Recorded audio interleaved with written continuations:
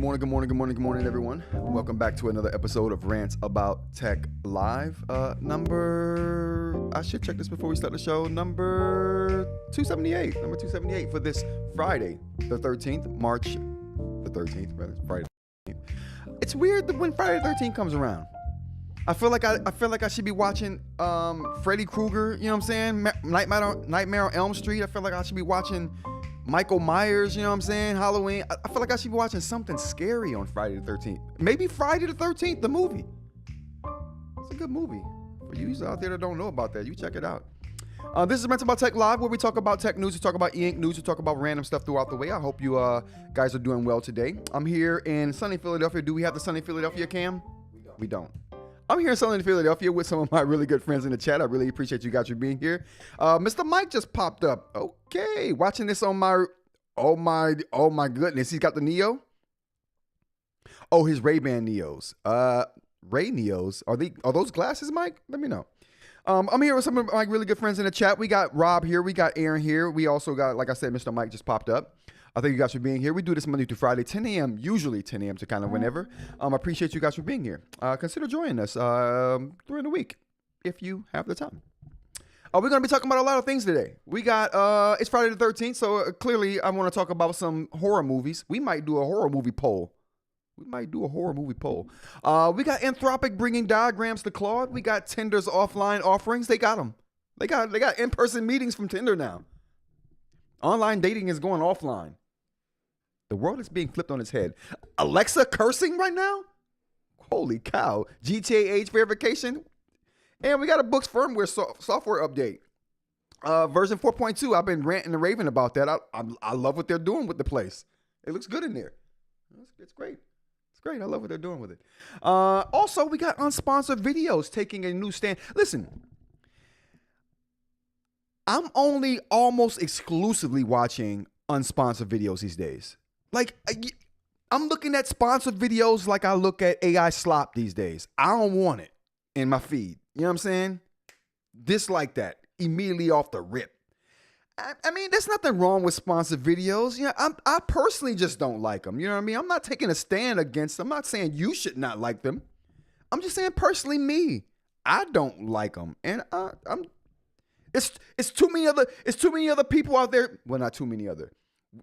It's a really low group of people out there doing unsponsored videos.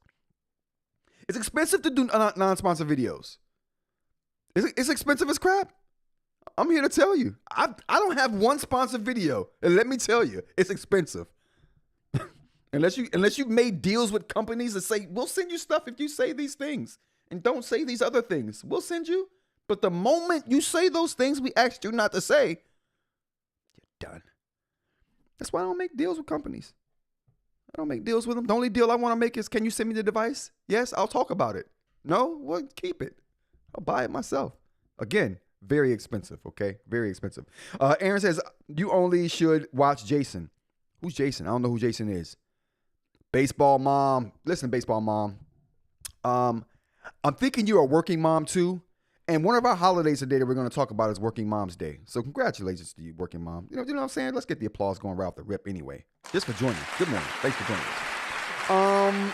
Yeah, I'm really being put off by the like I said, I'm seeing sponsored videos like I see AI slop now. I don't want it. So big up to Dave at Tablet Tech doing unsponsored video of the iFLYtech tablet. Honestly, to be honest with you, if not for Dave's video, I wouldn't have iFLYtech on the agenda today. We got iFLYtech on the agenda. Should I stop talking crap about it? I don't know. I like Dave's unbiased view. And the only reason I can say Dave's view is unbiased is because it's unsupported. When it's a supported video, I don't know if it's unbiased or not. How the hell do I know? They could be sliding you money under the table. Hell, over the table, for all I care and know. But you know, it's the thing. BM, good morning to you, sir. The Rock, how's it going? Thanks for joining. If you're getting the device for free, that's a form of sponsorship. No. I've got tons of devices here for free, and I've never said anything above and beyond what I felt like saying. And I don't have to put sponsored on the video because it's not sponsored. Sponsored is they're paying you to do the video. Not, hey, we just want to send you our device. If you talk about it, you talk about it. If you don't, you don't. Hey, whatever. But 9 times out of 10, if a company sends me a device, I'm going to talk about it. I'm sorry. There's tons of devices in here that I haven't talked about that companies have sent me. So you know what? I'll take that back. But I reserve the right to not talk about it. That's in my contract. If I don't want to talk about it, cool, I won't. If I get it and I'm like, I don't know. Friday the 13th. You know who Jason is. Camp Crystal Lake. Yeah. Jason Voorhees. Absolutely. Is that Friday? Is that? Oh, he's from Friday the 13th. Got you. Okay. You didn't say you had to say what you want. I didn't say you had to say what you want. That device value is a form of compensation. I agree. I don't agree with that, Aaron. We may have to agree to disagree on that, brother, because I feel like personally, if a company, say I wasn't a YouTuber, and a company was just doing a giveaway and I won that giveaway and they send me a device, is that compensation? No. And like I said, they send me the device. It's in my contract that I don't have to talk about it. So if I never talk about it, think about that. If a company sends me a device for free, I never talk about it. Was it compensation? No, because I didn't do nothing for them. They just sent me a free gift. You see what I'm saying? So the way I do it, there's no compensation there. Because if I decide not to talk about it, who's to say that I was compensated? But again, I'll say again though, I don't have a problem with sponsor videos. I don't have a problem with them existing, right? I'm not out here on a crusade like no one should make sponsor videos. No, like I said, doing content is expensive as crap. So if you can get paid to do what you do, good on you. I'm just saying for me personally, same with being a vegetarian. I'm a vegetarian. I don't eat meat. But you don't hear me out here condemning people who eat meat. No, it's just a personal choice of my own. I think it's disgusting. I don't want no parts of it. But I'm not condemning people who do eat meat to each his own. You know what I mean? I don't condemn nobody for doing anything they do. That's not what I am. I'm just saying I take a personal stance, but that's not condemnation, if that makes any sense. All right, moving on from that long conversation we just opened up with. Going on to some more information here we got here. Unsponsored videos by David Tablet Tech. So if you don't know David Tablet Tech, I got his videos linked in the description of this video. Go check him out. He does awesome content. And I like to support any creator who's doing unsponsored work because that means you care about the craft. You're not just in it for the money, you know what I mean? And again, nothing wrong with people who are trying to get paid because we're creators. It's expensive. You should get paid for your work. I've just been fortunate enough to find alternate pathways of funding what I do, right? That doesn't require me to do sponsor videos. So I consult. I'm a consultant. All right, moving on. Bringing on the rMarkable hate. Listen, I did a live stream when rMarkable did their AMA. Total trash, garbage. And you know what I gotta say to everybody who's in my comments talking trash about me, talking trash about rMarkable? Shut up. That's what y'all get. Y'all get matter of fact, y'all get the whole soundbite. This is what y'all get. Oh, you can't use ceramic on that. It'll damage it. And you can only do it on Supernote because they have the stuff. Shut up. Yeah, you get the whole soundbite. All the haters out there who are on me for hating on rMarkable's garbage, trash, BS, AMA, get the shut up. That soundbite don't even describe how I'm feeling, but it's the closest thing I got to how I'm feeling today. Okay, now let's get to the reason why I'm saying that. So we got I'm putting you on blast because listen, I don't mind people taking me to task. Listen, how many times have I been on this live stream and been wrong and came on the next day and was like, listen, Chad, I was wrong. You know what I mean? Apologies to whoever slighted. I've come on here and said offensive things and decided I'm going to come back and apologize because it's not my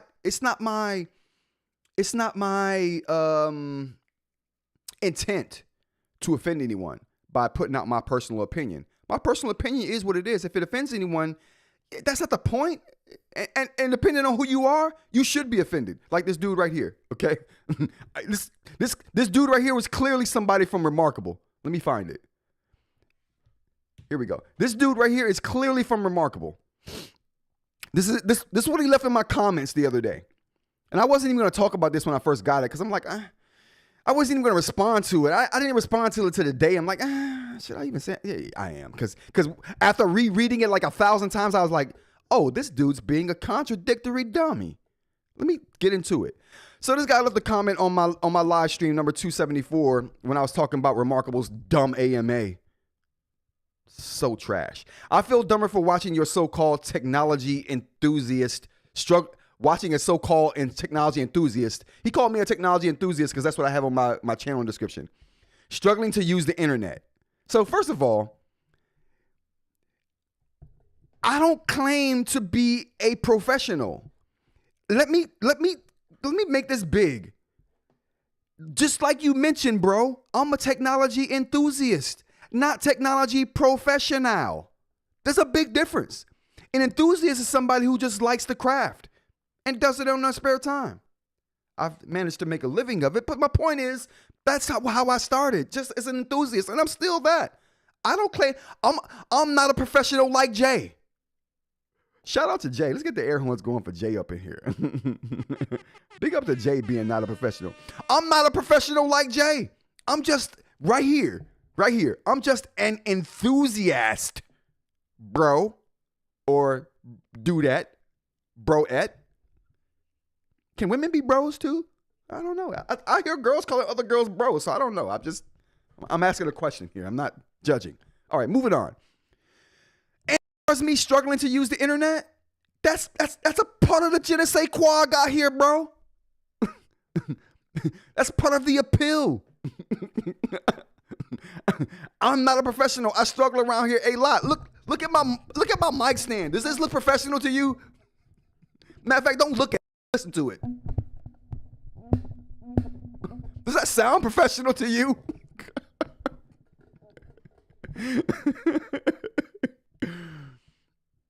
Don't feed the trolls. No.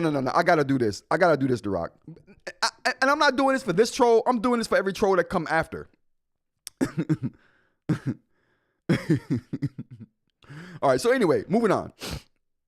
Yeah, Aaron, both sponsored and non-sponsored videos are needed. Again, like I said, anytime creators can get paid, I am 100% with that. It's expensive to make these videos. It ain't cheap. So when you can get some compensation for it, yeah, you should. Whatever way you feel like you have. But like I said, just like I don't eat meat, it's against my whole religion. I'm not going to ingest sponsored videos anymore. I'm done with that. When I see sponsored, I'm out. What else we got? So moving on. And resorting to personal attacks. Here we go. And resorting to personal attacks? Stay classy, my dude. So first of all, yeah, I don't personally attack anyone who didn't deserve to be personally attacked. And when I personally attack someone, I'm not like, you're ugly, bro. I'm talking about their professional take. I'm talking about their professional presentation, right? When your job, not what you do as an enthusiast, not what you do as an enthusiast, but you were hired to do a job and you do that job poorly, you deserve to be talked crap about. What are we talking about here? When that's your job. Yeah, you deserve to be talked crap about. So moving on. And personal attacks, I guess he's talking about the personal attacks I made against the employees of rMarkable. And all those dudes in that picture deserve the personal attack I gave them, period, point blank. And I ain't above reproach. I can be personally attacked too. Nothing wrong with that. But when you personally attack me and you're contradictory at the same time, now I got a problem. That's the only reason I'm even talking about this. Is because the person in this attack is being contradictory. If he had just said,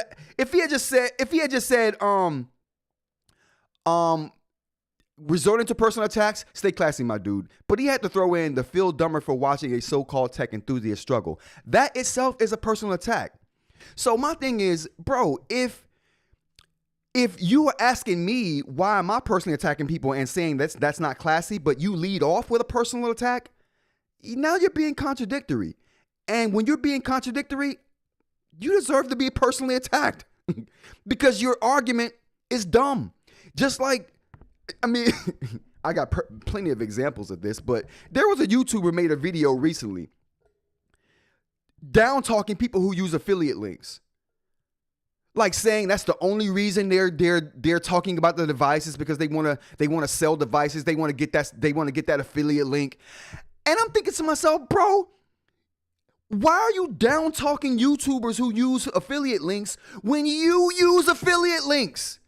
You are not me. I don't use affiliate links. So if I go and say everybody who is dumb who uses affiliate links, I'd have a leg to stand on because I don't use affiliate links ever. But for someone who uses like affiliate links, and they had affiliate links in the video where they was talking crap about YouTubers who use affiliate links. Okay, I'm sorry. I'm going off today. Why am I going off today?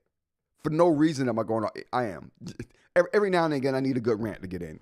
It is Rants About Tech, of course. So I need a good rant every now and again. So if you ain't here for the long haul rant, my bad. Okay, I'm sorry. That's what we're getting today. But my point is,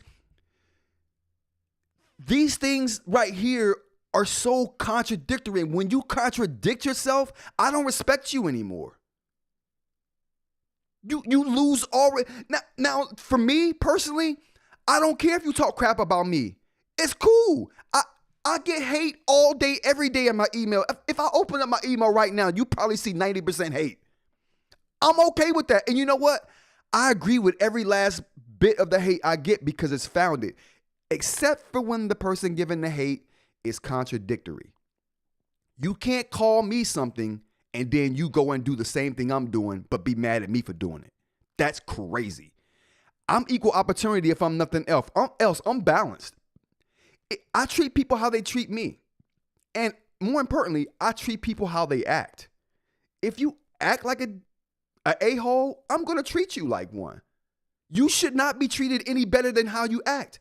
If you are treating me poorly, then I'm going to treat you poorly in return. And you shouldn't be upset about that because you're treating someone poorly. So to get treated poorly should not bother you. You should accept it. Do people accept that? No. People who treat people poorly don't accept the being poorly in return. I get that. They hate that. I don't care. I'm going to treat you how you treat me. And then when you get mad about it, I'm just going to throw in your face what you did to deserve the treatment that I just gave you. And nine times out of 10, I'm being conservative in my response to being treated poorly. I'm usually conservative in that response. Sometimes people get both barrels from me, but 90% of the time, I'm super conservative in my response. But you will get a response from me. You will get a response. So my point is this. It's okay that people don't like what I say. It's okay that people don't like my opinion. It's okay that people think I'm abrasive. All of that is okay. But don't be contradictory. You know what I'm saying? After that, I don't even care. So moving on. Let's go to the comments real quick. rMarkable isn't a person. Yes, rMarkable is a person. rMarkable is the person who created the company, and that's the CEO. That is rMarkable. Just like I am Rants About Tech. I'm Rod, but I am Rants About Tech. Who are you going to go to if you have a problem with something that happens on the channel or on the website? You're coming to me. I am that. You get what I'm saying? The person who created that thing, you are that thing. I don't care if your name is on it or not. You are that thing. I'm thinking it's going to be a minute before we get to tech news. It might be.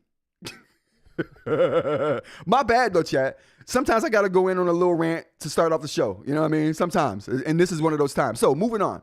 Getting back to this comment right here. This was my response to this person. And I'm saying this out loud because I'm trying to put this person on blast. Who are they? Spy Kid. Here we go. Here's my response. I love this.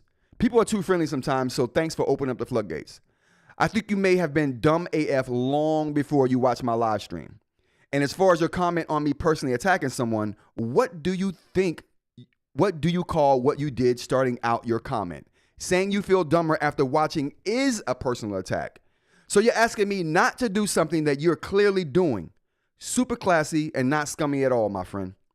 So not only are you dumb AF, you're also contradicting and dumb AF.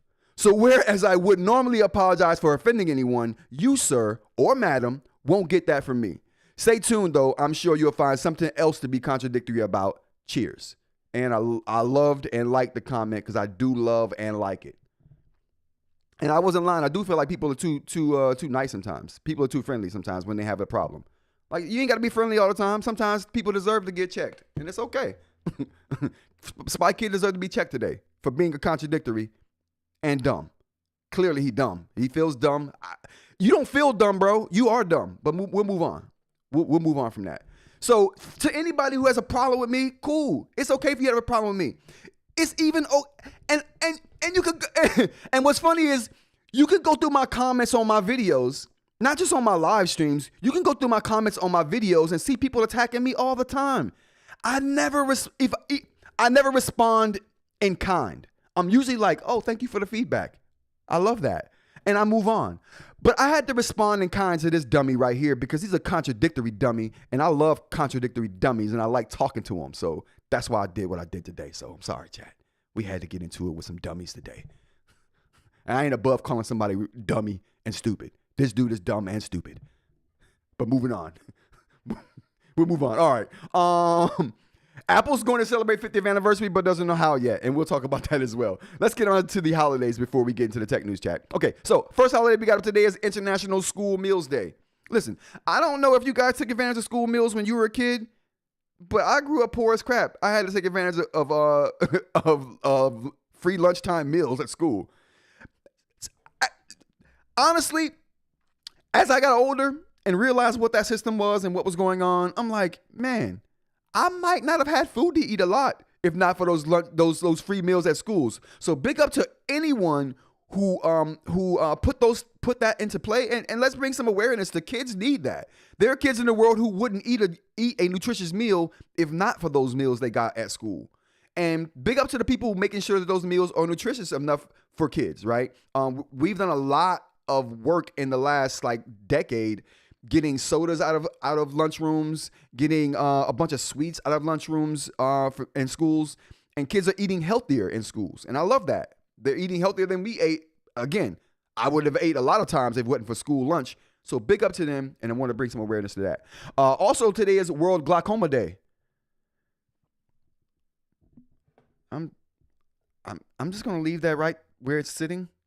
You put that two and two together. National Working Moms Day. Like I was talking about earlier. Big up to baseball mom here. That's not the golden rule. Please get to talking about tech. Baseball mom, we getting there. Big up to you, baseball mom, like I was talking about before. I'm assuming you're a working mom. Congratulations to you, and big up to all the working moms out there who really, working moms have like 3 jobs. Working moms they got to go to work. Then they come home, and kids love their mom, so they got to deal with kids. I mean, dads deal with kids too, but kids love their mom more so than dads. I don't know if that's all over the world, but that's how it was in my case, and probably for my kids too. But the point is, big up to them because they have multiple jobs and multiple hats they got to wear. It's not easy, and congratulations and big up to all those working moms out there. I think that's all for the holidays. Baseball mom, I would love to know what messages you retracted. You ain't got to retract messages here. Be as stark as you like to be. This is one of those places you ain't got to be nice. We talk about tech here, but I'm a real person. I'm a real human being, and I'm okay with people being real. I'm okay with that because we're not AI. This is an all human production here. If you can't tell so far. But listen, productions like this, that's not AI, these things are going to be valued in the future because there won't be many people doing it. They don't know how. Moving on. Get to the tech. Let's go, you guys.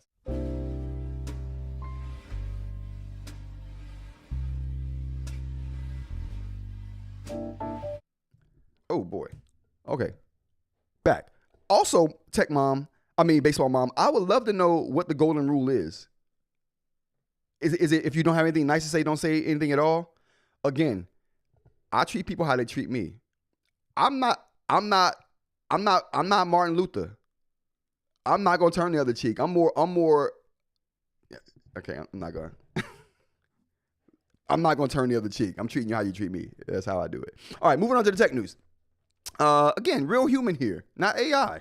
I got feelings. You know what I'm saying? I got feelings. Most of the time, those feelings are good. First thing we got up here is Apple's unreleased foldable could bring foldable prices down, or at least keep foldable prices the same. Let's look at what we got here. So we got the Galaxy Z Fold 8 may avoid a price hike thanks to Apple. And why do they say this? I'm just going to give a high level look at this before we get into the details. Apple's coming out with a foldable that will not have a crease. That's probably the reason why they haven't released one yet. It's not going to have a crease. Now that we actually have Samsung screens that don't have a crease, you're going to see Apple's foldable real soon. Okay, this is what Apple's waiting for. And if you don't know, Apple buys all of their screens from Samsung. So Samsung is the supplier for screens for Apple. So this is a big deal. Anything you see in the Samsung space in screens, take note if you care anything about Apple, because those are the things you're going to see coming to Apple in some way, shape, or form. But what do we got here for the details? Samsung recently launched the Galaxy S26 series with higher prices in many markets. However, the company's new foldable could take a different approach. Early reports suggest Samsung may keep the Galaxy Z Fold 8's starting price unchanged from its predecessor, potentially thanks to Apple. With Apple expecting to debut its first foldable iPhone this year, Samsung could freeze Fold 8 pricing to stay competitive in the premium foldable segment. And why would they want to remain competitive even though both these devices are going to be $2,000 plus? That's because most people are going to want Apple's variety of whatever that thing is if Apple's making one. You know what I mean? And when Apple gets into the space, now Apple will have a foldable that's going to put all the other foldables in the tier 2 list. I don't care if they're in the tier 1 list right now. They won't be when Apple comes out with theirs. Now, do I agree with that? Nah, not really. But I'm a realist. That is the way it is. That is the way it is. Samsung has recently been raising prices across. Here we go. Samsung has recently been raising prices across its smartphone lineup due to its rising components costs. The company has, components, we're in the great ramification right now. So prices on all electronics are going up. They won't come down anytime soon. They're on a trajectory. The slope is like, it's not quite this. It's like, but it's a positive slope for sure. While the situation may not be different when it launches the Galaxy Z Fold 8 later this year, Samsung is reportedly willing to lower its margins to stay competitive against Apple's first foldable iPhone. And that's what everyone's going to do. Everyone's going to be lowering their prices on their foldables when Apple hits, because the only advantage that they're going to have is the price advantage. You know what I mean? So that's going to be the norm for foldables across the board, in my opinion. According to industry reports, Apple aims to sell around 15 million units of its upcoming foldable iPhone. More importantly, its launch price currently sits around the $2,000 mark, the same as Samsung's Fold lineup. If it happens, Samsung would likely face direct pricing competition in the premium foldable category for the first time. To avoid losing ground, the Korean firm may choose to keep the Galaxy Z Fold 8 price in the same range as its predecessor, or find ways to lower it, right? That's going to be a lot of the only way people have to fight back against what Apple's doing in this space. So look forward to that. It's heating up. It's getting really exciting in the foldable space. Now I'm looking at foldables where I never would have given a foldable a really good look before. They're getting mainstream if they're not mainstream yet. So we'll keep an eye on that, see what happens. The next thing we got up here is going to be a little information about Tinder. Now, why is Tinder tech? Because it's an app, okay? Because it's an app. That's why it's tech. Aaron says I might skip the folding iPhone. I'm not an iPhone dude. I have an iPhone, so whatever. But I don't know if I'd be jumping to an Apple iPhone or foldable. I might go with a Samsung foldable when I make that foldable jump. So we'll see. We'll see what Apple does. Apple might wow me. You never know. We'll see. Tinder held its inaugural product keynote on Thursday, unveiling its ambitious slate of updates designed to reinvigorate its product, bolster safety, and harness AI, which is what everyone's trying to do right now, right? This comes on the heels of the Match Group's $50 million investment in product development, announcing last August as the parent company looks to re-engage its user base and win over younger Gen daters. Now, I didn't know online dating was losing traction. It's been a while for me for online dating. It's been a minute, okay? Your boy used to be in that game and not anymore. But it's interesting that it seems like online dating right now is for the older people. Younger people are choosing to meet in person now. Listen, these young people, I love them. Among the updates are innovative features for discovering new in-person events, which is, if you're online trying to get outside, okay, cool, I'm with that. In real life, alongside a new virtual speed dating experience being tested in Los Angeles. Additionally, a series of AI enhancements were introduced to improve the matching algorithm and enhance user safety. One of the most notable features is the new Events tab, which will in beta for users in Los Angeles starting on late May and early June. This feature lets users discover curated local events. No, not curated local events such as speakeasies, bowling, raves, pottery classes. That's interesting, where they can connect with matches in person. This is a nod to Gen Z's growing appetite for real-world encounters over endless swiping. There has been a shift away from traditional dating apps as young people seek authentic offline experiences or unconventional ways to meet potential partners. Other apps like Breeze, 222, Time Left, and Thursday Left have also tapped into this real life trend, IRL. Other features that they talked about in this article that we didn't go into here would be missed connection ads, where you can pay to see your missed connections and they show you ads of them, which is weird. Chemistry features, AI used to learn about you. Speed dating events, which is pretty self-explanatory. Learning mode, which gives you more relevant matches, which, I mean, why would they even have to call that out? Like, that's just what they all should do, right? Very interesting. And the interesting tidbit to me from this article was just that young people, Gen Z, are choosing to have more real life encounters. And that was counterintuitive to what I thought would be the trend for young people going forward. I just thought dating apps would be not only the norm, but they would be even more integrated into society, but that's not happening. Big up to IRL interactions. Big up to getting outside. Next thing we got on the tech checklist is going to be Google Maps adds Gemini AI, and this is something I thought was already happening. To be honest with you, I thought that Gemini in Maps was already a thing, but I see that even though it has, either I got an early version of it because I am a tester for Google for new Google apps, and they just push me stuff. I mean, they probably send me some kind of notifications about it, but I just don't get them. Yeah, I've had this kind of feature right here for a little while now, so it's kind of cool to see that it's proliferating everywhere. Let's get into some of the details. Google today added Gemini AI to Google Maps, enabling a new Ask Maps feature. Gemini in Maps can answer complex real-world questions that Google says a map could never answer before. Again, I've been using this for a while. Either it's that, or maybe Cliff has been, or I'm saying Cliff, but maybe Gemini has been added into my Maps app in a way that allows me to do things, but is not to this level. I have to check and see if this is what I've been using. There is a new Ask button. Actually, this is not it because I don't have an Ask button, where Google Maps users can get answers to specific questions like, is there a public tennis court with lights on that I can play at night? Google says that finding information like that would have taken a lot of sifting through reviews in the past, but now Google Maps can provide an answer with a custom map. The feature can be used for trip planning and is also able to provide tailored responses based on prior searches or saved information in the app. Google Maps can build a trip itinerary using information from more than 3 million places or 300 million places, including reviews from the Google community. Along with Ask Maps, Google also introduces immersive navigation, which Google says is the biggest update to driving in Google Maps in over a decade. I'm interested in that.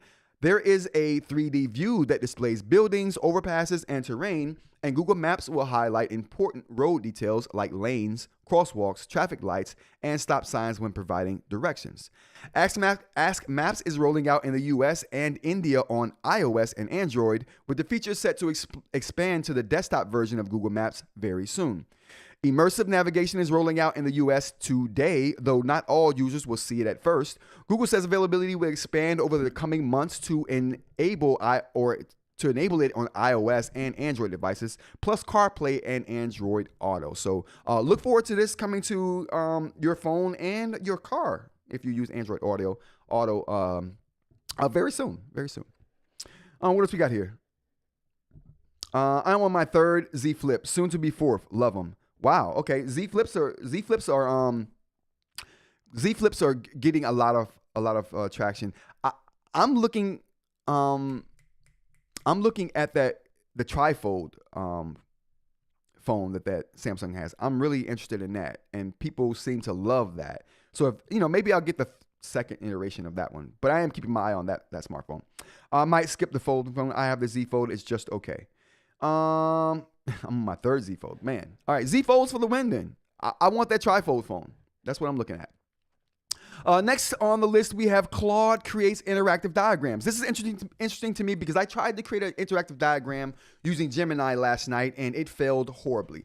Did it get the diagram okay? Did it make it okay? I guess, but I was looking for a really simple black and white diagram of 4K screens. So I tried to get it to create one so I wouldn't have to make it myself. All the time it took me to create the prompt and reiterate on the prompt and refine the prompt, I could have probably just created the graphic myself. So I'm not sure if if it's where it needs to be so far. But Claude just added the ability to do that such thing to its tool set, and I might have to try this today because guess what? It's free and available for all tiers. Let's talk about the details.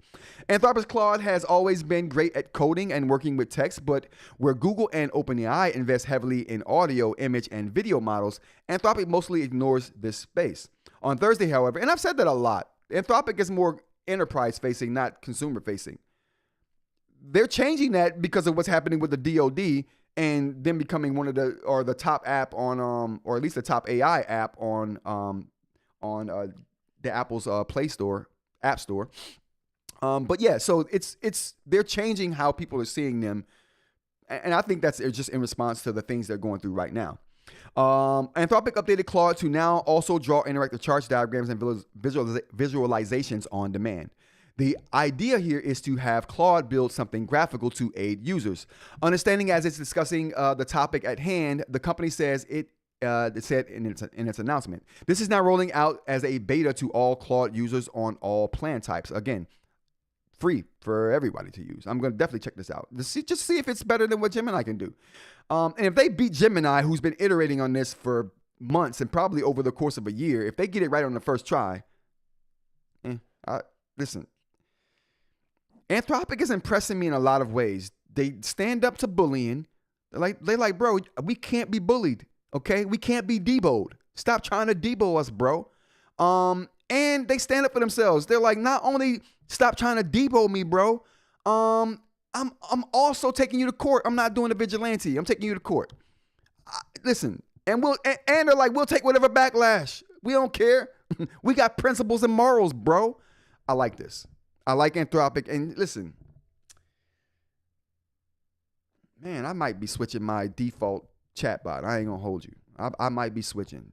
Seriously. Google, meanwhile, debuted interactive charts and simulations for Gemini Ultra subscribers at $200 a month last December. These look like the rival Anthropic's and OpenAI's offerings, but they obviously come at a price. Whereas Anthropic is making its interactive charts available to all users on all levels. I love that. Doctor's in the building. Anyone miss me? Dr. Ling. Hey, what's going on? Get the air horns going for Dr. Ling. The doc is indeed in the building, The Rock. Listen, you missed the epic rant earlier, Dr. Ling. You missed an epic rant earlier. I went in. I should have had a flame sound effect for the amount of ranting I did earlier. Oh, it was epic. I had to use the shut up sound bite and everything. Oh, Dr. Ling, you missed it. You missed it. All right, moving on. Hit the replay. Hit the replay, Dr. Ling. You won't regret it, okay? You won't regret it. Moving on. The next story we got here is Alexa. Listen, I might have to go buy me. Matter of fact, I don't have to buy one. I got an old Alexa. I got a old Echo upstairs. I can upgrade to probably Alexa Plus just so I can hear a chatbot swear. Listen, I love this.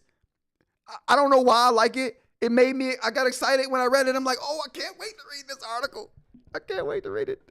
Let's talk about the details. Amazon just unveiled a new personal type of Alexa Plus, the sassy option.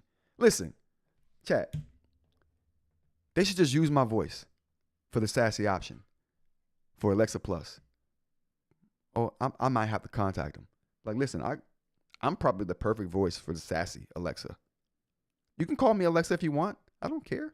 Listen, I don't care. I'm confident in me. Call me Alexa Plus, the sassy version. We're good to go. We're good to go. Where was I at? Amazon just unveiled a new personality type for Alexa Plus, the sassy option, which is reserved for adults, and the company claims it will throw out censored curse words from time to time. Amazon describes this option as a combination of unfiltered personality and razor-sharp wit. No. Okay, my bad. I can't be the voice for this. You know what? We need to get a British dude in here. We need to get a snarky British dude in here. I don't care what nobody says. The British are the wittiest people on the planet. Period. Bar none. Nobody can touch them. Nobody can touch the Brits, man, when it comes to wit. They're the wittiest people. Shout out to the Brits. Moving on. Where are we at here? Oh, yeah. We aren't sure how the chatbot handles the censoring. Does it use a garden variety bleep or replacement word like fudge or something? I managed to get it to say damn and hell, but couldn't force anything more profane than that. This is the reviewer from Engadget. I got to play with this. I'm sure I can get it to say something. I got Google Gemini to cuss once in Spanish, and then it said the curse word in English. It confused itself. It's a good time. When you're trying to confuse chatbots, it's awesome. In any event, adult users have to jump through a couple of hoops to activate this mode. It won't work if there's an enabled Amazon Kids profile on the account, and it requires additional security checks, like face scans. Oh boy. Oh, I don't know, Chad. I don't know if I want a face scan. I don't know if I'm there yet. The company also warns people upon being selected that the new tone could contain mature subject matter. Bring it on. Good. I want that. I'm more afraid of the bot using clever comebacks to absolutely shred my buying habits. Yes, I bag popcorn. This dude. This is still Alexa Plus, despite the ability to drop colorful language every now and again. It's not an adult AI companion like the anime-inspired weirdness Grok recently tried it out, or whatever erotica-infused nonsense OpenAI has been working on. I didn't know about that. Do tell. Also, Amazon says the bot won't get involved with hate speech. Oh boy. But when you open the floodgate, like, you don't get to choose what comes through. You know what I'm saying? Illegal activities, personal attacks, or anything that could cause harm. This is just the latest personality type that the company has introduced for the chatbot. Users can also choose from sweet, brief, or chill, with the last one resembling a surfer archetype. I like a surfer, dude. All right, what else we got next up here? Oh man, GTA 6 age verification. Now, we're not going to talk about this. I just thought this was interesting that they're going to have age verification in GTA 6, and I'm on the fence about how I feel about that. I'm legitly on the fence about it. Dave at eInk. I joined very late and appreciate the shout out in the intro. Listen, Dave, you get the applause, bro. Listen, I'm only watching. I told the chat I'm only watching unsponsored videos from now on. Like, and Dave, it made my heart feel good, bro. That video, it did. So appreciate the. And I know every video can't be unsponsored, and I'm not crapping on sponsored videos. Like I tried to explain to Aaron earlier. Even though Aaron thinks I'm talking crap about people who have sponsored videos, I'm not. I'm just personally saying I don't personally get down with it. But I know that content creation is expensive. So whatever creators can do to get their money to offset the cost of making this content, you do it. So big up to anybody who's got sponsored content, just like big up to anybody who eats beef. I don't personally eat meat, but if you do, cool, good on you. I ain't down talking you. Enjoy that. So if you do sponsored content, cool. It's not for me, but cool. What else we got here? The Rock says, an Amazon AMZ created bot won't discourage you from buying things. Maybe. I want the Alexa display or whatever it's called. I think it's called the Alexa Echo 7 display. Don't get me lying. I don't know. Natalie says, I'll have to catch it on the replay. Absolutely. Definitely. All right. So moving on. I think that's all of the tech news we got for today, though. So where's Baseball Mom? Baseball Mom, that's all the tech news. So I hope I didn't throw you off at the intro of the show with the long-winded rant. But sometimes you got to have a long-winded rant. You know what I mean? Sometimes. Not all the time. Because we don't do that all the time. But sometimes you got to do it. Sometimes you got to do it. All right. Let's get to the eInk portion of the show you got.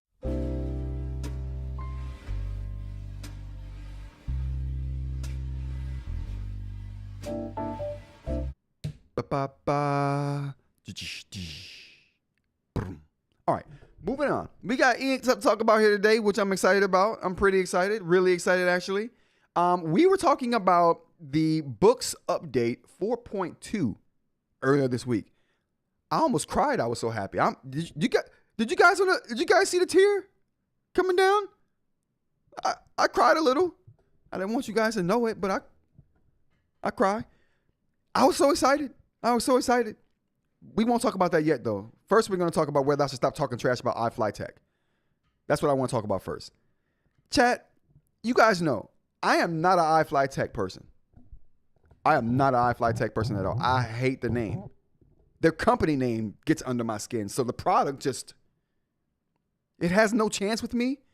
But after watching Dave's video, and one of my problems with iFLYtech is that they demand everything be sponsored because they want you to say certain things. They keep offering to send me devices, and I keep telling them, no, stop, take me off your list of YouTubers that you contact, please. Because every time they contact me, I'm thinking, oh, they finally understood that they just send me the device, and I either talk about it or I don't. But whatever.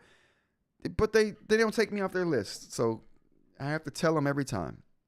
I don't want to ignore them because if they come out with something actually good, I want to have that relationship there. So, but I don't like your name, iFLYtech. It gets under my skin.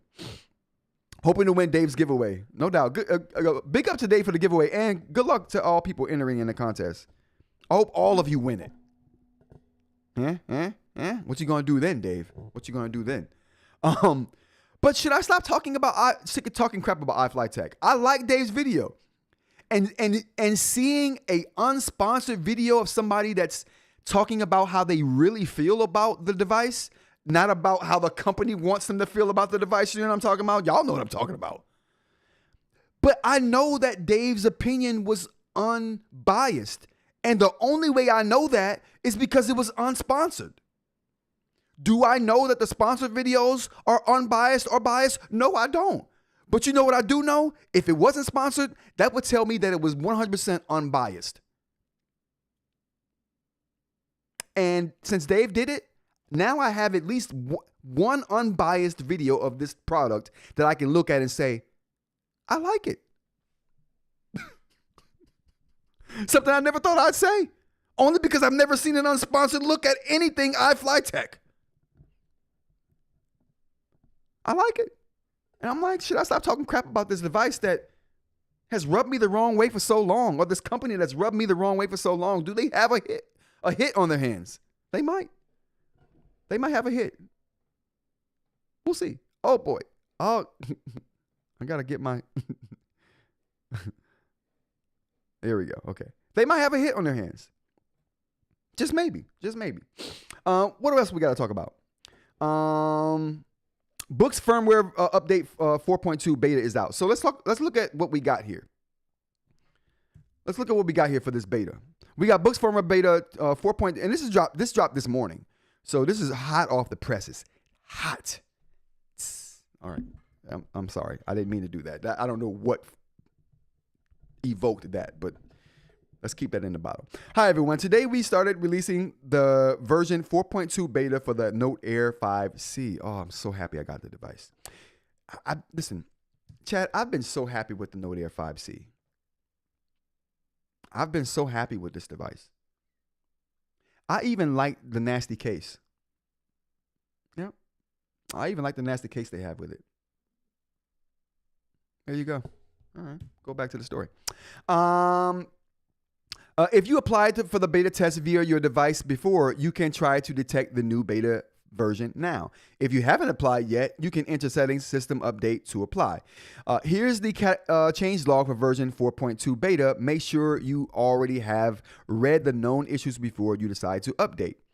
We're looking forward to your feedback. Thanks in advance. I will be doing this effective immediately. As a matter of fact, stop playing, chat. Stop playing. We about to do this right now. Oh, Samsung, don't fall off the desk. Don't fall. We about to do this right now. What? How the hell did that happen? Okay, that's because it was upside down. Oh, chat, I got it. It won't be happening right now. Oh boy, it must have died overnight because I was doing my sketches last night pretty late. Okay, I was burning the midnight oil last night. I didn't realize the battery was so low. Okay, I won't be doing it now then. I have to let it charge. What do we got here? Known issues. We got the known issues as DPI settings from Inkwise code configs. Listen, man. Oh my God, you guys. The codes for the Inkwise, the eInk Center. Okay, I still call it the eInk Center. Forget this Inkwise trash. The eInk Center has a coding system now that allows you to make your pristine settings for whatever you're doing, and then it generates a code that will automatically change anyone's settings to the settings you use when you created that code on their device. Oh my. Onyx is killing it. They are killing it right now. All right, moving on. Google Calendar integration of calendar memo will be available later. So that's not in it right now. So, all right, those are the known issues. For notes, we got updates. Oh, no, these are still known issues. What the hell?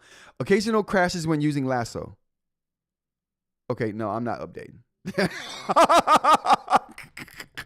Listen, the Lasso is my most used tool on any eInk device, and if that's not working right, I'm just going to be pulling my hair out. And chat, I don't have a lot, okay? I can't afford to pull none of it out. The template hub may not be accessible until restarting the device or switching server regions. I don't care about that. Moving links to another page when the page layout is set to scrolling, the links icons would disappear. I don't care about that. Abnormal statistics of library backup files, but it won't affect the actual backup function. Cool. Google Drive will occasionally not show in the cloud disk list after first time binding. Restarting the device would solve this problem. That's cool. I don't care about that. Known UI and language issues on the AI assistant. Don't care about that. So the only thing that's stopping me from updating to this is this right here. Okay. I can't do it, chat. Occasional crashing when using Lasso. What the hell? Oh, you know what I could do? I could go ahead and start using my Note Air 4C and then use the 5C as my test device. That sucks, but maybe I'll do that. We'll see. Let's go into the changelog. For the changelog, we got added Inkwise code features to Inkwise Center. Like I just talked about, it gives you the ability to create and generate a code that just makes anyone's settings just like yours when you generated that code, and you can just share that with people. Oh my God, this is going to be so awesome. This is going to bring a bit of community to their community. You know what I'm saying? What do we got in the chat here? If you have the 4C, do you really need to upgrade to the 5C? No, Aaron. If you have the 4C, there's really no need to upgrade to the 5C, in my opinion. Now, Are things a little bit better on the 5C? Slightly. My only reason for taking the 5C over the 4C is just because I feel like whatever changes they made to the hardware in the 4C, it gives them ability to update. I think this comes with the updated Android version, right? And that means something to me. And the 5C, what other feature did it have that I liked? I think that would have been it. I just didn't like the optimization that they did with the 4C. They've fixed a lot of that problem. The 5C is a bit faster though because it's way more optimized than the 4C. So it doesn't, although the 4C doesn't crash like it used to because of it was so poorly optimized. They've fixed it to the point to where it at least doesn't crash. And when it does crash, what they do is they get slick with it. So, matter of fact, the 4C does still crash when I'm doing some of my stuff on it. What they did was they got slick with it and they decided to say, okay, we know this is not optimized properly. What we're going to do is when it does crash, we're going to make it a seamless experience for the user and bring the system right back up. They're going to restart the system and then take you back to the note that you were in and on the page that you were on. So instead of having it just crash and not do anything at all, if it crashes, it reboots itself and goes back to where you left off. So it's helpful. And in some instances, the crash and reboot is super fast, right? To where you notice something's going on, but it doesn't feel like a crash happened, if that makes any sense. I was reading that code thing and didn't quite get it. I guess I'll figure out when it pushes to the GOAT. Well, the code thing is basically this. So you remember how back in the day when video games didn't have batteries in the cartridges, and what happened was you would play a video game, and when you got to a certain place, you couldn't save. What would happen is the game would generate a code for you. You would write that code down, and when you wanted to go play the game again, you would put the code in, and that code would make the game state turn into whatever state it was in when you stopped playing and generated that code. So say you were on island number 6 and you had a sword in your hand and you had a certain number of gems in your backpack and you were in the water. Well, that code was generated with all of those aspects in mind. So when you re-enter that code, it makes all the criteria how it was when that code was generated. You'll end up on island 6 in the water with a sword in your hand with gems in your pack.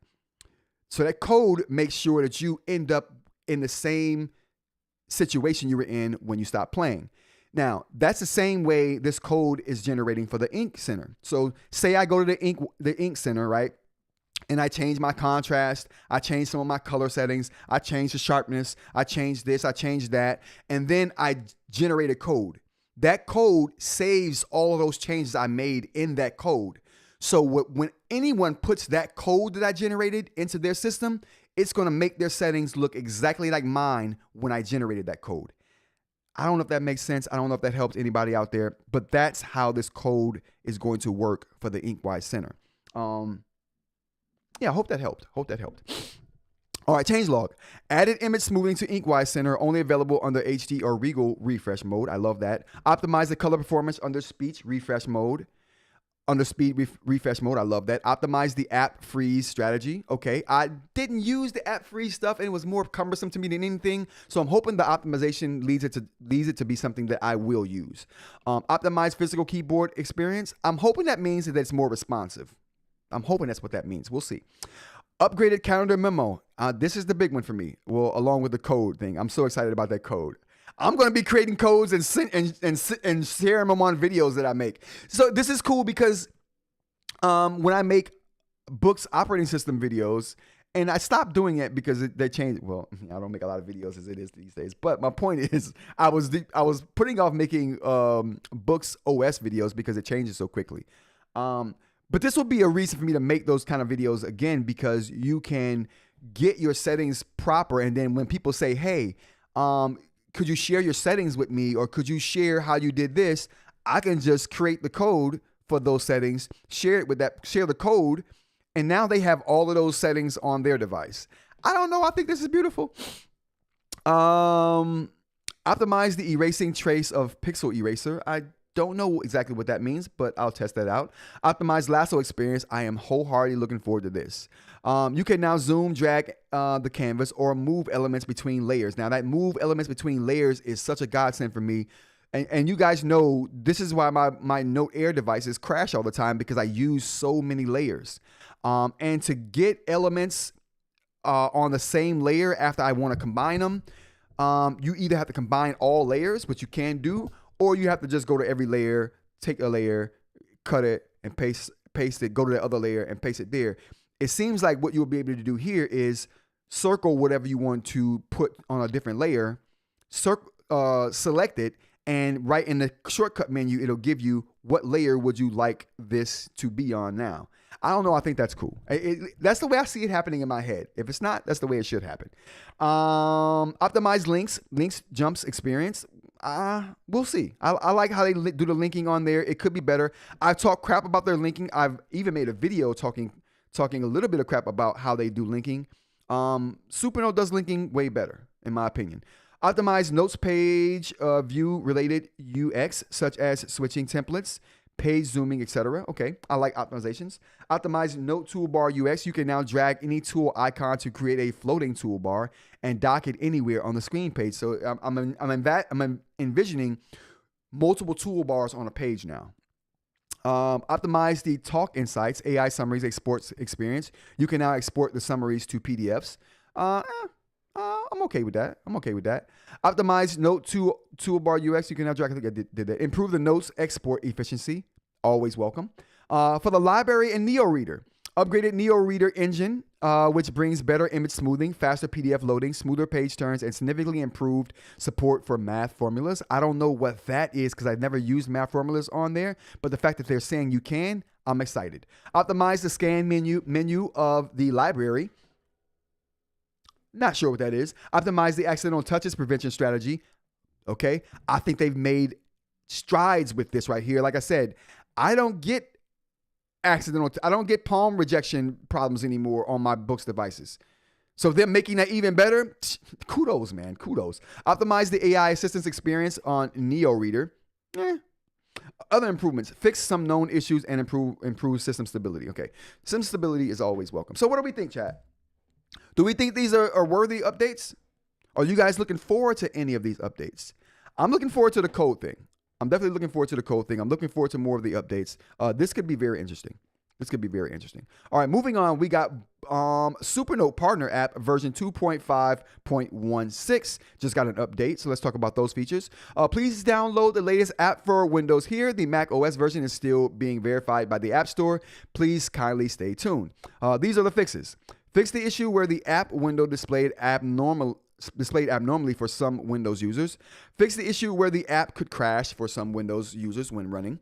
Fix the issue where a network error was prompted when downloading files with a size of 0. Interesting. Fix the issue where folders and their contents were restored to the original location after being moved and synced.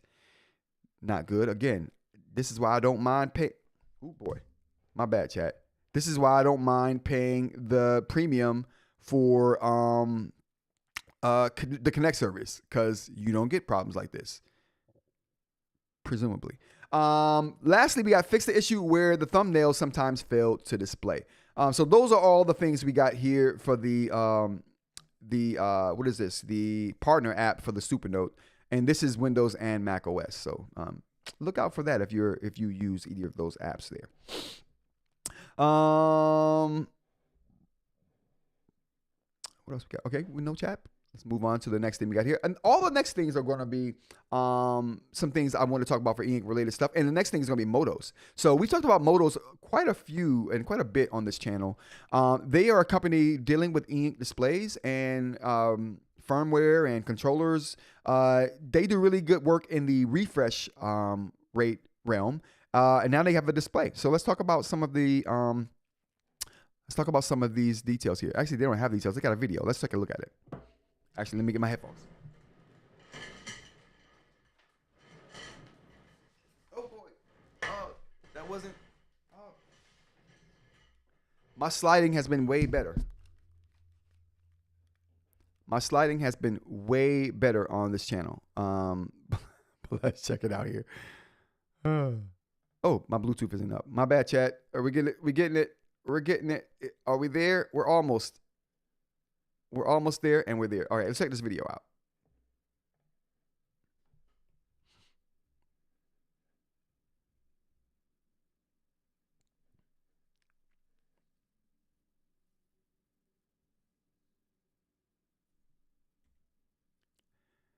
I say this all the time. I talk about it all the time. Oh boy, I was supposed to pause. Okay, I talk about it all the time. The feel when you're writing, reverberation. One of the hallmarks to me of a good writing utensil. Some of that gets lost in digital writing, right? But if you use a harder nib for what you use for writing, you really retain that reverberation and that feel of the texture that you're writing on. What am I talking about? I'm talking about this right here. I'm talking about it. Crystal nib, modified ceramic nibs. All of these are ceramic here, and they maintain that feel, that reverberation you get of the texture that you're writing on, whether that's paper, whether that's poster, whether that's whatever you're writing on. These days with digital tools, that a lot of the time, what we use here is eInk devices, and they have textured surfaces that help with that tactile feedback. And that gets lost when you're using softer nibs like felt. That gets lost when you're using softer nibs like some of the softer plastics, right? But when you get a ceramic nib, you maintain that feel and the precision that comes along with it. So precision, reverberation, tactile feedback, all those things you get and you maintain them when you go with a nib like this. So check it out, rantsaboutTech.com. We have crystal nibs here, which are clear ceramics. We have the black ceramics, which is the most durable ceramic we have on the site. And we also have a pen that comes with our most durable ceramic inside of it already. Inside of one of the best pens, I think, that's on the market for EMR use. So check it out, rantsaboutTech.com, if you're interested in that kind of thing. All right, back to Reddit here.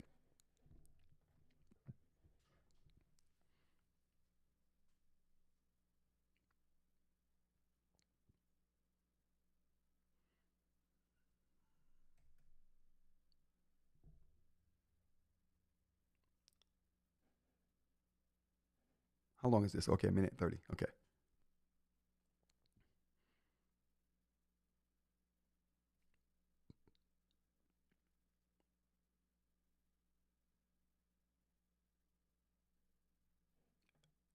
Whoa. You can write on it. Oh, boy.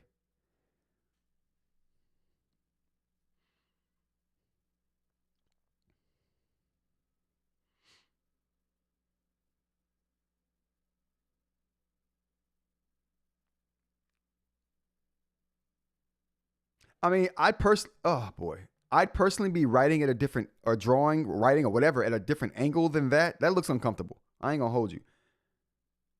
Oh, no video audio? What? Hold up.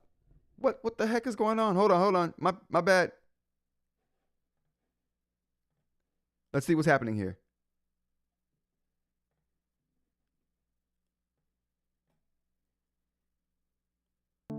There we go. Can we hear that? Okay, let's start over. My bad. Let's start over. You gotta hear the words, chat. Remember when Let me know if we got audio. as marks on a page?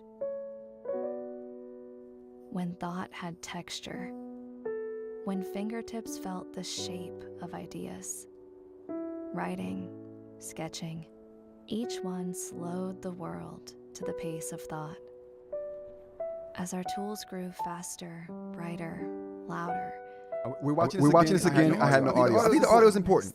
These are words they want you to know. Words from the developer. It's time to return to the space where ideas begin. Modos Tech. Congrats. Welcome. A paper-like monitor for reading, writing, and focused work. It feels we wanted the angle to get the angle for the shot. Okay. Less demanding. That makes sense. You don't have to rush. Does it go to a different angle? Modos Tech. Because that would be helpful if it would go down to an angle that was comfortable for writing. Audio's doubled. Okay, I'm gonna commentate. I don't know why the audio. Maybe it's because I'm too close to the. I think my headphones are too close to the thing now.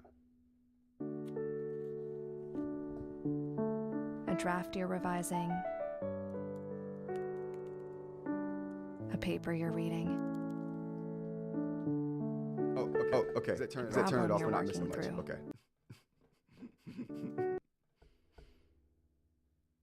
Okay, so we'll go through this. I'll just turn this audio off, and I'll hear the audio. I'll commentate.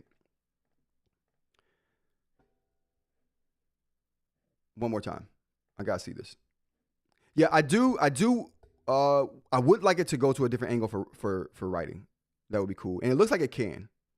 What about orientation? Hinge mechanism on the folio. Oh, gotcha. Good touch.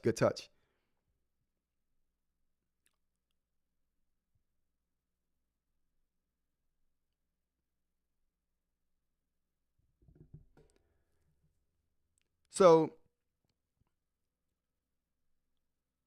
yeah, I like this. So, absolutely, this is awesome. I like that. Big up to Modos. Thanks to Modos Tech for joining the live stream too, and answering some questions for us. So hinge on this device so you can put it at a different orientation if you want. Because I would definitely love to have the ability to do this, but definitely at a different orientation, especially if it has orientation lock, right? Orientation switching would be good. Kudos to Modos for coming out with something truly nice here, and I love any new thing in the eInk space here. And I love all the work that those guys do over there. So kudos to you guys. Big up to you, and congrats on the launch. I will be picking one of these up if you don't send me one. I would love one. I'd use this as secondary and primary. It looks like will it have tools for drawing? One last question, Modos. Will it have tools for drawing? Oh, it's also removable via okay, and has VESA. Okay, so you can mount it on the wall. I like that. What about drawing tools? Does it have any drawing tools, or is it just like you get a certain amount of brushes? That would be cool. I hope this thing has stroke erase. All right, big up to you guys, and thank you for joining. The next up we got is rMarkable keeping the lights on mode. Oh, happy to talk about sending you one. Absolutely. One of you guys from Modos is in our Discord. By the way, if you guys don't know, invite for the Discord is in the link of this is in the description of this video. You can go there and join our Discord. Say more what you mean by tools. Tools like stroke erase. I mean, that's just one of the more basic ones. It's a monitor USI. Oh, so it's a USI stylus too. Okay, that's a good. Thank you for mentioning that. That's definitely good to know. Yeah, I wouldn't mind trying that USI technology out. rMarkable has done such a good job with it that let's let everyone know that USI is viable. It's just about how it's implemented, right? But yeah, tools like stroke erase, or a tool like that would be the bare minimum for a drawing tool for me. Like Supernote just killed. Supernote lets you draw in a drawing app, and I don't think they thought about the tools at all. If this is a monitor, stroke erase would be governed by the connected device. Oh, it's a monitor. Oh, okay. You know what? I want to check it out. So again, if you don't send me one, Modos, and I think one of you guys are in our Discord. I'll reach out to him. I'll reach out to the person that's in our Discord. I'll send him a DM, and then we can start the conversation. So I appreciate that. We'll continue this conversation after the show. Thank you a lot. I appreciate that. But I do want one, just so we know. rMarkable keeps the lights on mode. Maybe it's just me, but I've been noticing some worrying signals from rMarkable recently. For a company that used to be really good at marketing, the YouTube channel hasn't posted a single video since January 8th. That's more than 2 months ago. Their bi-monthly guide, Rethink, also hasn't been updated since December last year, which feels strange because they released their first issue last year on February 6th. But those together, and it kind of feels like something changed behind the scenes. I can't help but wonder if the layoffs last year forced them into a much tighter operating mode, just keeping the lights on and focusing on the essentials. The fact that they are they haven't posted any financial reports since Q1 last year either only makes the guess more plausible. And then there was the AMA event last week. On one hand, it's cool to see them engage with the community, but at the same time, it almost feels like they're trying to signal that everything is normal. Meanwhile, a lot of their usual channels have gone pretty quiet. Maybe I'm overthinking it, but for a company that has been super active on marketing and community stuff, it's concerning that they are reducing both the content and feature release to the absolute minimum. Now, I have a take on this. Modos said it depends on the USI stylus from an application you're using. Oh, well, you know what? Jay at Not a Professional Jay on YouTube makes that very argument to Modos Tech that USI can be really good. It's a lot to do with the controller people use and the pen, because we found that the USI, the Ink Sense 2 pen from Onyx works a lot better on the Palma 2 Pro than any other pen that we've tested. And that holds true for me as well. So thanks for that tidbit. So I have a take on this rMarkable thing. Now, let me take these headphones off because I feel like I'm talking louder than I normally do. And I'm already loud. We already know this. But moving on to my thoughts about the rMarkable thing. I'm not I'm still a rMarkable fanboy, just so we're clear on that. Like, I'll put my cape on for rMarkable at any moment. I still am a firm believer in their focused approach. I really am. And I also understand why the AMA wasn't good. It was their first one. You know what I mean? I give them some grace because of that. It's just like, I'm going to keep my eye on this rMarkable situation, chat. I really am. I'm going to keep my eye on this. And I'm almost positive that the person that was in my comments with all the hate for my rMarkable hate was either a rMarkable employee or a rMarkable fanboy. And again, I'm a rMarkable fanboy. Don't come for me, bro. I'm just saying. The Rock says, my take, rMarkable considers their fix and market fairly mature. They don't feel the need to aggressively develop or market. No, I agree. And that's how I've always felt about rMarkable. Like I said, I'm still a rMarkable fanboy. I still believe in their focused approach. But at some point, right? At some point, when all the ducks align, you have to call a duck a duck. You know what I'm saying? When it's walking and quacking like one. But right now, I'm super behind rMarkable, and I think their AMA wasn't going to be good if it's the first one. Like, my first live stream wasn't good. Some might argue my live streams now aren't good, but whatever. My first live stream was even worse than this, if you're of that opinion. But the point is, you know, when you first start something, it's not going to be very good. So I appreciate them doing it, but I also appreciate their community giving some backlash to it because it was bad. And I also appreciate them saying, we see that and we're going to try to do better. Okay, I like it. Listen, I love rMarkable products. I also have a lot of complaints of how they do or don't do software development. Absolutely. And Mitch and I respect your opinion in this realm, Mitch, because I know how unbiased you are about it, but I also know how much you like rMarkable. You'll call them out when they need to be called out. But you're wholeheartedly behind the product and its ecosystem. Same with me. You know, I'm behind them. I champion them whenever I can. You know what I'm saying? But when they do something dumb, I'm going to say that too. So let the haters come. Let the haters come. Next thing we got up here is going to be, we already got to that. Handwriting without guidelines versus guidelines. Now look at this and tell me, I think the ones without guidelines, I think the handwriting here looks better than the handwriting with guidelines. Am I wrong? Yeah. Bro, go without guidelines. You'll feel better about it. Supernote Partner App. I think we already did that too. Why did I have both of those?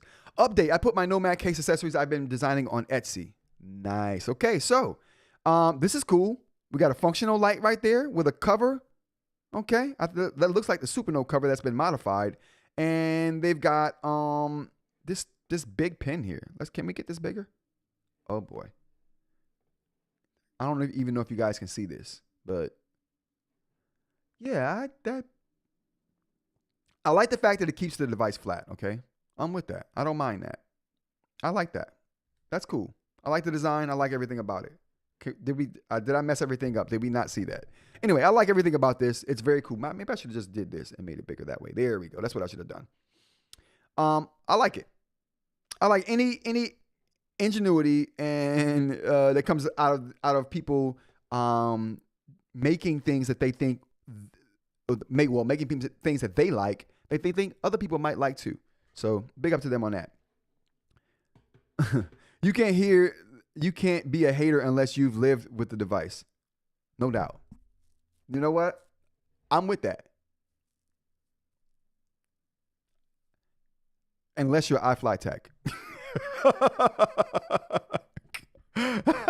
Unless you're iFLYtech, then selling Note Air 5C. Why, bro? I'm selling my Boox Note Air 5C with the case and stylus. I'm very impressed with the device, but my use case has changed, and I've decided to just stick with my Boox Go 7. Okay, I don't. When you tell me you're good with your Boox Go 7 over the Note Air 5C, you know what? Bye. How can I enable stylus writing on my AI paper reader? Do tell. To clear things up, the AI paper is designed specifically for a distraction-free reading experience, so it doesn't support stylus input for writing. This comes from Bywoods. We kept it strictly focused on reading to keep the device as lightweight, as focused as possible. But as soon as you do make one with a stylus support, I'll get one. You can keep that lightweight and focus by not adding color. I'm with that. But when they make one of these with pen support, I'm with it. I'm down for it too. Next we got not sure about rMarkable 2. Why, bro? The rMarkable 2, it's been on the market forever and it's still one of the best devices. You can't be a hater unless you live with the device. Or Next Paper. Yeah, you know what though? I'm hating on both of those devices. Well, I'm hating on the Next Paper because they call it e-paper and it's not. And I'm hating on iFLYtech, not because of the device, but because of the company name, and the company. But again, like I said earlier in the show, I asked, should I stop hating on iFLYtech? Because I like what Dave at TabletTech had to say about it. The only unbiased review I think on YouTube about the device, because it's unsponsored. Yeah, I like the device. I don't like the company. I'm thinking I like the device now though. There's nothing TCL is going to do with the Next Paper to make me like that though. Except when they stop calling it e-paper, which will stop putting it in the e-ink conversation, and then we can be done with it. But that's a whole other story. But yeah, why, dude? Why don't you like the rMarkable 2? I'm in healthcare administration, and rMarkable has been popping up all over my health system. So after some research, I thought I might give the rMarkable 2 a try, and my spouse bought one for my birthday. For some background, I'm disorganized. Same here. The rMarkable 2 is my first device, my first e-ink device. I'm not gonna hold you guys. I have a disk system, but I'm unable to keep it tidy and end up trying to find an early sheet anywhere to write notes when I can never find them again. I use lots of Post-its, then misplace them. Same here. Basically, I'm a mess. That's the way I was. I had a notebook. The pages would come out of it, a little bitty notebook that I would keep with me to jot all my quick information down or whatever. And then I would have a bigger notebook for my long form writing. But I would lose pages. Pages would come they would come nasty at the edges, and it made me not want to look at them. And then I have to rewrite it because I didn't want to look at it on that nasty page anymore. I don't have to do that anymore. I know where all of my notes are these days. Pages don't get torn out and become missing. Post-its don't get lost. Everything's where it needs to be whenever I need to get to it. That's the beauty of e-ink for me. I've had a rMarkable just under a week, and I'm not sure about it. It just feels so slow and cumbersome to use, and I'm already losing notes in it because there is no way to create cross-reference or indexes. You can create folders, bro. What the hell are we talking about here? I did download some pre-made PDFs and with links, and I'm giving that a try. Don't do that. That's just going to complicate it for you. Learn how to use the device first before you complicate it. I know it takes a while just to adjust to new technology, and I'm working at a deficit because I do not know how to be organized. I guess I'm wondering how long I should have it before I decide it's not for me. I have 30 days to return it. Use the whole 30 days, bro. Okay, use the whole 30 days. I had 30 days with the Supernote. I was on my last day with it before I realized how good the system was, because that was the day that I stumbled across the quick access menu. When I stumbled across the quick access menu the day before I was going to send it back, which was the last day on my return window, I was like, oh no, I'm keeping this. As a matter of fact, not only am I keeping this, this is going to be my main device. And ever since that moment, the Nomad has been my main organizational second brain system. Period. Nothing can stand in for it or come close. So yeah, give it the full 30 days and then make your decision. Lastly, what do we got lastly? Lastly, we got web app release date. As far as I know, the web app has been available for users who opt into, and we're talking about the rMarkable web app, into the beta. Any news on when we should see the official release of the web app? And this came out right before, and I thought someone would have answered this by the time the show went live, but someone did. Yes, already available for us as beta testers. We don't know the first release date for it. For rMarkable dev team, if you can directly add the zoom options for open documents, 1 page or 2 pages on the web app, it is better than playing with the button zoom in or zoom out to adjust the zoom level. That confused me. But regardless, the question has been answered. Is it available? It's available now, but only in beta form, and we don't know when the actual gold standard is dropping. All right, man, that was a show, you guys. That was a show. Whew! Hour and 30 minutes we win, man. Thank you guys for joining me. This has been Rants About Tech Live. We do this show Monday through Friday, 10 a.m. to kind of whenever. I appreciate everyone for joining me. Big up to the people who did. We got the applause going for you guys. Get the applause going for the chat crew. We got Dr. Ling in the building. We got Mitch. We got we got The Rock. We got Modos Tech joined the chat today. I appreciate them for coming. We got Aaron. We got Dave at Tabletech came to the show today. We got Baseball Mom. I hope I didn't throw Baseball Mom off with my intro. They're not always like that, but I had to get that off my chest. BM, thanks for joining me, sir. And as always, we got Rob at the top of the show. I appreciate Rob for being here. And we got Mr. Mike. Mr. Mike was here as well. So thank you guys for being here. And I hope to see you guys on tomorrow's show where we would do this. Well, not tomorrow's show, on Monday's show where we would do this again. Until then, everybody, enjoy your weekend. Enjoy your Friday the 13th. Watch a horror show tonight. Watch a horror movie. And have some popcorn. All right, everybody. Take care. Enjoy your weekend. And I'll see you on Monday. Peace.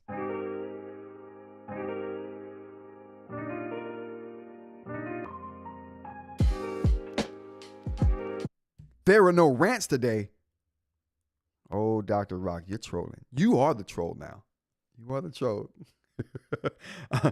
I chucked a link to better talk on the comments. Would at least give them some more tools. Oh, there we go, Mitch. I hope we're talking about rMarkable there. We got Joseph Spaceman. Hey, man, what's some things I should do when I get my Boox Note Max? Oh, okay, we got to answer that before we get out here. Joseph, the Spaceman, when you get your Note Max, first thing you should do is set up gestures.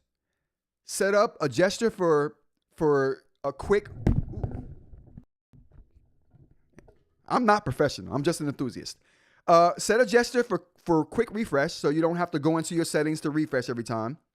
Set up a gesture to get you quickly back to your home screen so you don't have to worry about that all the time. And make a back gesture, a gesture that you can use to get you back one. That would be my advice for people just getting a Boox device. What you should do, set up gestures to do some of the commonly useful things that you would do on a tablet anyway. And you can get to that in your settings. Okay. All right. Peace.